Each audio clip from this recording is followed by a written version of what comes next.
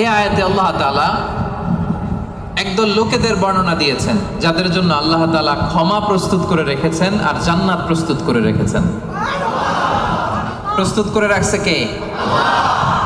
10 শ্রেণীর লোকদের জন্য, যাদের মধ্যে 10টা কোয়ালিটি আছে, তাদের জন্য আল্লাহ তাআলা ক্ষমা রেখেছেন আর আজরান আযীমা, মহা প্রতিদান রেখেছেন। এখন ওই 10 শ্রেণীর লোক আমরা হতে চাই কি চাই না?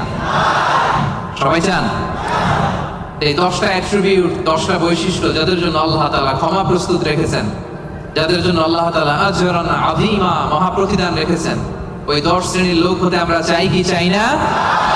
চাই। তাহলে মনোযোগ দিয়ে শুনুন। সূরাতুল আহজাবে আল্লাহ তাআলা 35 নম্বর আয়াতে 10 শ্রেণীর লোকের কথা বলেছেন, তাদের জন্য আল্লাহ ক্ষমা রেখেছেন মহা প্রতিদান।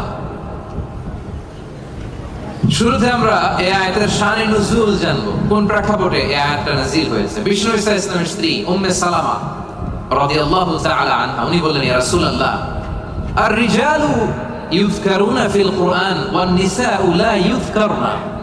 হে আল্লাহর নবী, কোরআনে পুরুষদের কথা অনেক বেশি বলা হয়, সাথে সাথে নারীদের কথা বলা হয় না কেন? নারীদের অভিযোগ আছে না নাই? এক বর্ণনায় এসেছে আম্মা জান উম্মে সালামা রাদিয়াল্লাহু তাআলা আনহা, আরেক বর্ণনায় এসেছে আরেকজন নারী। তারা এসে বললেন, ইয়া রাসূলুল্লাহ, ইয়া হাবিবাল্লাহ, আর-রিজালু ইউযকারুনা ফিল কুরআন ওয়ান নিসাউ লা ইউযকারনা। কোরআনের মধ্যে পুরুষবাচক শব্দ দিয়ে বেশি বেশি কথা বলা হয়, বর্ণনা দেয়া হয়, পুরুষের নাম বলা হয়, কিন্তু নারীদের কথা কেন উল্লেখ করা হয় না? এই প্রশ্ন যখন বিশ্বনবীকে করা হলো, নারীদের মনকে ঠান্ডা করে দেবার জন্য তাদের এই প্রশ্নের প্রত্যুত্তরে আল্লাহ তাআলা আয়াত নাযিল করলেন, ইন্নাল মুসলিমিনা ওয়াল মুসলিমাতি ওয়াল মুমিনিনা ওয়াল মুমিনাত। পড়েন সুবহানাল্লাহ।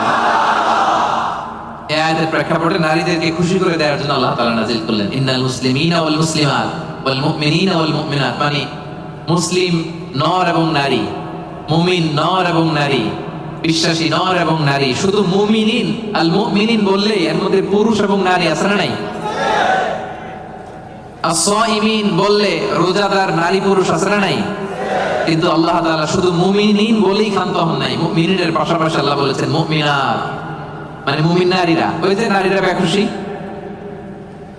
নারীরা অভিযোগ করেছে যে আমাদের নাম নাই না কেন? ক্বাদ আফলাহাল মুমিনুন, যারা বিশ্বাসী তারা সফল হয়েছে। আল মুমিনুন বললে এর মধ্যে পুরুষও আছে, নারীও আছে, সবাই এর মধ্যে অন্তর্ভুক্ত। কিন্তু নারীরা এতে খুশি না। নারীরা বলে, না, আমাদের নাম দিয়ে গুণবাচক শব্দ আলাদা বলা হয় না কেন? আল্লাহ বলল, যাও, 10টা গুণ বর্ণনা করেছি,